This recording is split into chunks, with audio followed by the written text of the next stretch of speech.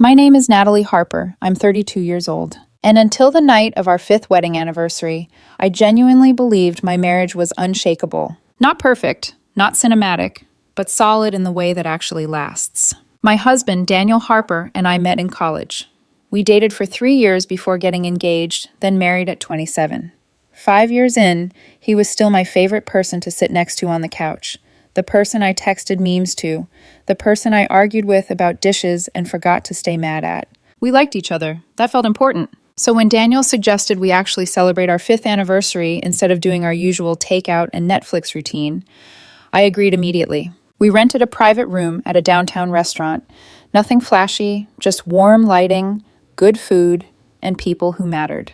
About 40 guests. His parents flew in. My sister drove in from out of state. Friends from different chapters of our life filled the room with overlapping conversations and laughter. Daniel looked handsome in that effortless way he always did. Dark blazer, sleeves rolled up, smiling like he belonged exactly where he was. I remember thinking, this is good. This is what stability looks like. Around 8 o'clock, my phone buzzed. A client issue, annoying, but minor. I stepped out into the hallway, planning to be gone maybe 2 minutes. That's when Emily Foster stepped directly into my path. Daniel's best friend since high school. She wasn't drunk exactly, but she'd had enough wine that the careful edges of her personality had softened. "Hey," she said, blocking the hallway. "Can we talk?" I smiled politely. "Sure, what's up?" She inhaled like she was bracing herself. "I've wanted to say this for a long time," she began. "You need to leave Daniel." I laughed. It was reflexive, confused. "What?" She didn't smile. "I'm serious. You should break up with him. He deserves someone better." The hallway suddenly felt very quiet. I could hear the muffled laughter from inside the room, someone clinking a glass. Daniel's voice somewhere in the crowd, happy and completely unaware. "Excuse me," I said. "You're not a bad person," Emily continued, her tone almost practiced. "But you're safe, predictable. He's settled because it's comfortable, and I think that's holding him back." I stared at her. This woman had been at our wedding, had toasted us, had sat on my couch eating pizza and telling stories about Daniel's teenage years. "You dim yourself down," she said, "and he dims with you. He deserves more passion, more ambition." Something inside me clicked into place, not anger, not shock, clarity. "You know what?" I said calmly. "You might be right." She blinked. "Really?" "Yeah," I replied. "Let's go talk about it." Before she could respond, I turned and walked back into the private room. She followed. I found Daniel near the dessert table, laughing with my sister. I stepped beside him and rested my hand on his back. He smiled down at me. "Everything okay?" he asked. "Yeah," I said. Then louder. "Hey, can I get everyone's attention for a second?" The room quieted. Daniel looked surprised, but trusting. "I just had an interesting conversation in the hallway," I said evenly. "Emily told me I should leave my husband because he deserves someone better. That I'm boring. That he's settled." Silence. Emily's face drained of color. Daniel's expression shifted. Confusion. Disbelief. Then something sharper. "Is that true?" he asked her. She stammered. "That's not... She's twisting." "Ask her," I said. Everyone did. Daniel took a step forward. "Emily?" She had no allies. "Emily," his mother said quietly, "I think you should leave." Her boyfriend, who'd come as her +1, was already grabbing his coat. "Let's go," he muttered. She was pulled out of the room, the door closing behind her. After a beat, Daniel's father lifted his glass. "Well," he said, "to 5 years of marriage." Laughter broke the tension. Daniel squeezed my hand. "We're talking about this later." "I know," I whispered. The party continued. But I already knew. This wasn't over.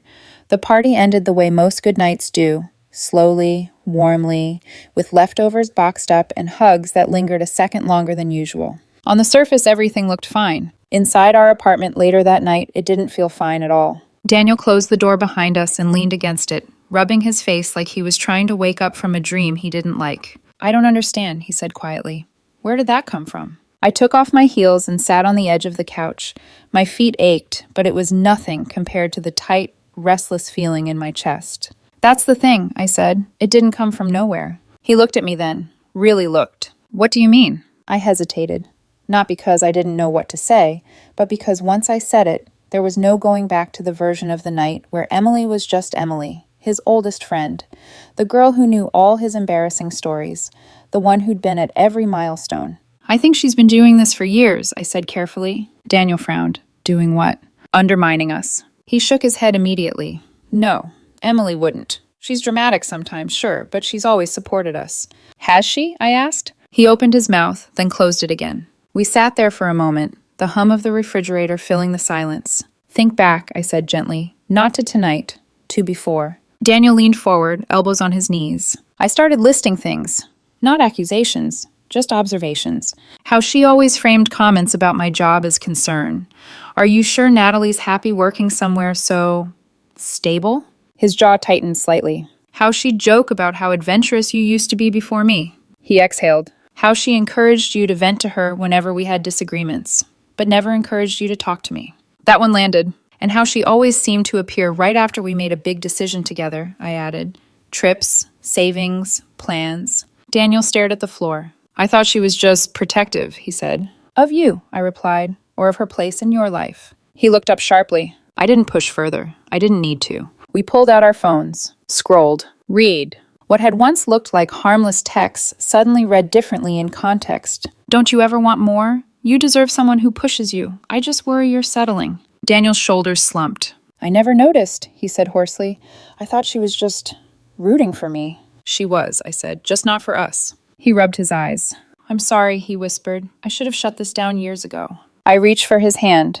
You didn't see it. Neither did I. We thought the worst was over. We were wrong. The next morning, my phone lit up with a message from Claire, a mutual friend. Hey, I didn't want to get involved, but I think you should know what Emily's been saying. Attached were screenshots. Emily had started telling people I'd humiliated her publicly, that I'd twisted her words, that I'd been aggressive, unstable. One message made my stomach turn. I was honestly scared of her, the way she looked at me.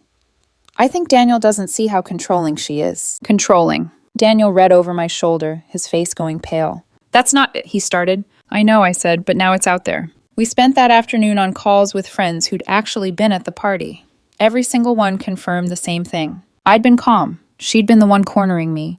No yelling, no aggression. By the evening, the story had cracks. Emily didn't like that. At 9 p.m., the doorbell rang. I opened it. She didn't wait for permission. She pushed past me into the living room. We need to talk, she said sharply. All three of us. Daniel stepped out of the bedroom, confusion flashing across his face. Emily, what are you doing here? Fixing this, she snapped, before she ruins everything. I crossed my arms. You mean before the truth sticks? She rounded on me. You turned him against me. Daniel stiffened. Nobody turned me against you.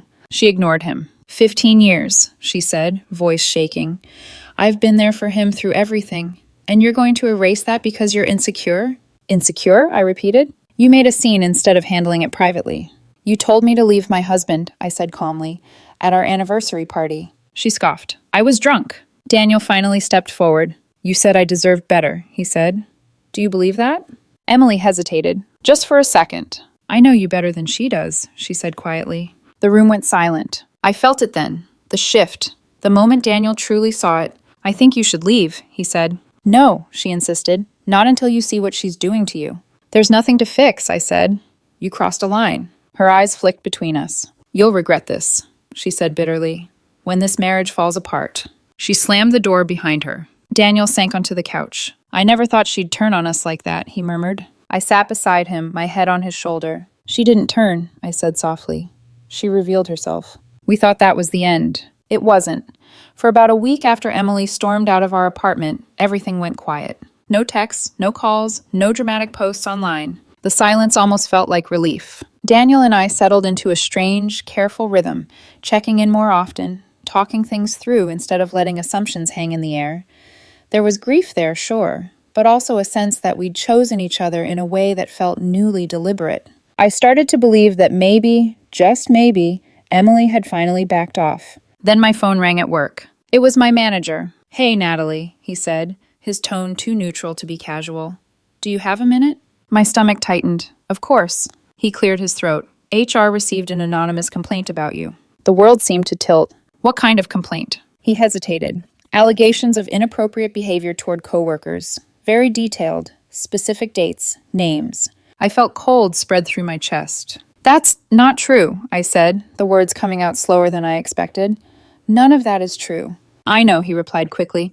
Some of the dates don't even line up. You were out of town for 2 of them, but HR has to investigate. I hung up and just sat there, staring at my screen. 8 days. 8 days of interviews. 8 days of reliving moments I'd never questioned before. 8 days of wondering who might look at me differently, even if this went away. Daniel held me the night I told him. "She's trying to ruin you," he said quietly. "I don't have proof," I replied, "but the timing isn't an accident." The investigation cleared me completely. HR called it unsubstantiated and potentially malicious. That word, malicious, stuck with me. But damage doesn't disappear just because a report gets closed. People whispered. People hesitated. People wondered. Daniel wanted to confront her again. I stopped him. "No," I said. "She wants reaction. I want records." That night I texted her once. "Did you file a false HR complaint against me?" Her response came fast. "I have no idea what you're talking about, but if someone did, maybe there's a reason." I stared at the screen, heart pounding. It was dismissed. Completely. "That doesn't mean it didn't happen," she replied. "People like you are good at hiding things." People like me. I screenshot everything and blocked her. I thought that was the end. Then, 2 days later, I got a message request from a name I barely recognized. Mark Wilson, Emily's ex-boyfriend. The one who dragged her out of our anniversary party. "Hey, Natalie, I know this is weird, but I think you deserve to know something." My hands trembled as I typed back. "Okay." His reply took a few minutes. "We broke up the night of your party." On the drive home, she finally admitted the truth. I read the next message twice. "She's been obsessed with Daniel since college." My breath caught. Not in a friend way. She said she's always believed he was meant to end up with someone better than whoever he married. She thought you were temporary. Temporary. She said she stayed close so she could be there when things fell apart. That I was just cover. Everything clicked into place. The comments, the interference, the escalation. It was never about me personally. It was about removing me. I showed Daniel the messages. He went very still. "She watched us get married," he said softly, and said nothing. "She helped me pick my dress," I whispered. Neither of us slept that night. In the morning, I knew what I had to do. If the truth was going to come out, it would come out cleanly, calmly, with facts. Not revenge. Exposure. I didn't want to write the message. I stared at the blank screen on my phone for nearly 20 minutes, thumb hovering, heart pounding, in that slow, heavy way that means you already know this will change things forever. Once the words were out, there would be no version of the story where Emily was misunderstood but redeemable. No graceful retreat. No quiet reconciliation down the line. But she'd already crossed that line for me. She'd crossed it when she showed up at my home uninvited. She'd crossed it when she tried to paint me as controlling.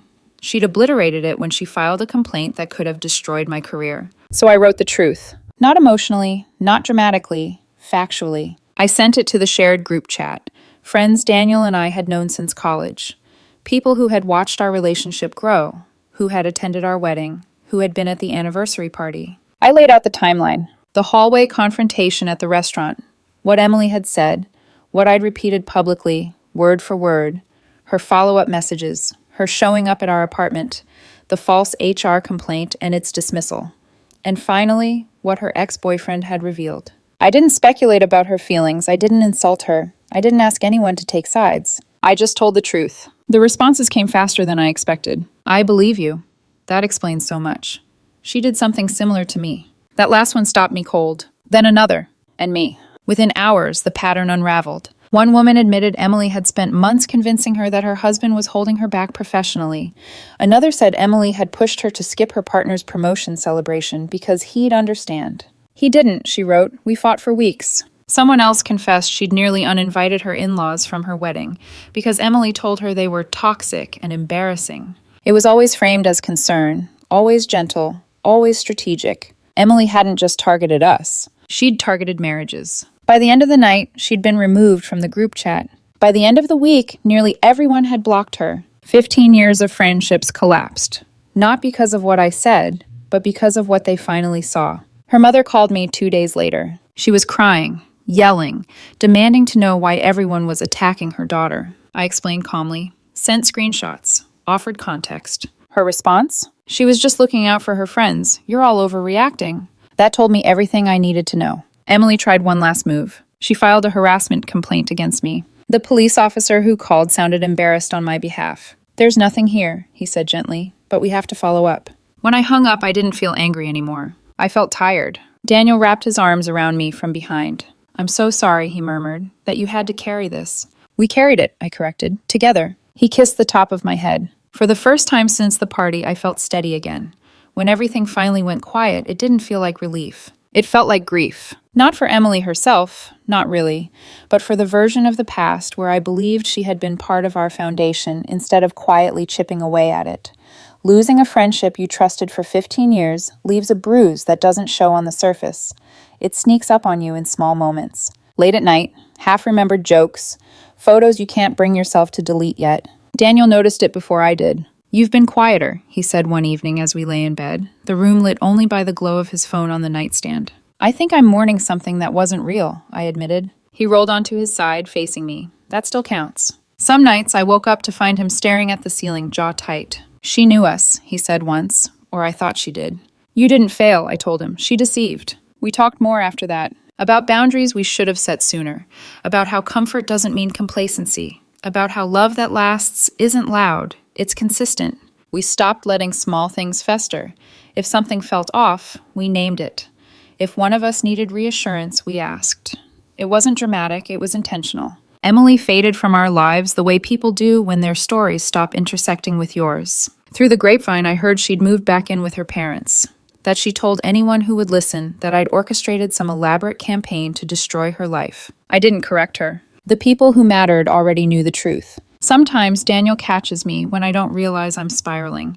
He'll squeeze my hand in the grocery store, kiss my temple while I'm doing dishes, ground me back in the ordinary. "I like our boring," he says. I smile. Me too. Because boring means safe. Safe means honest. Honest means strong. 5 years married. Hopefully 50 more. And if that makes us predictable, comfortable, and deeply uninteresting to people who thrive on chaos, good. That's exactly the life we chose.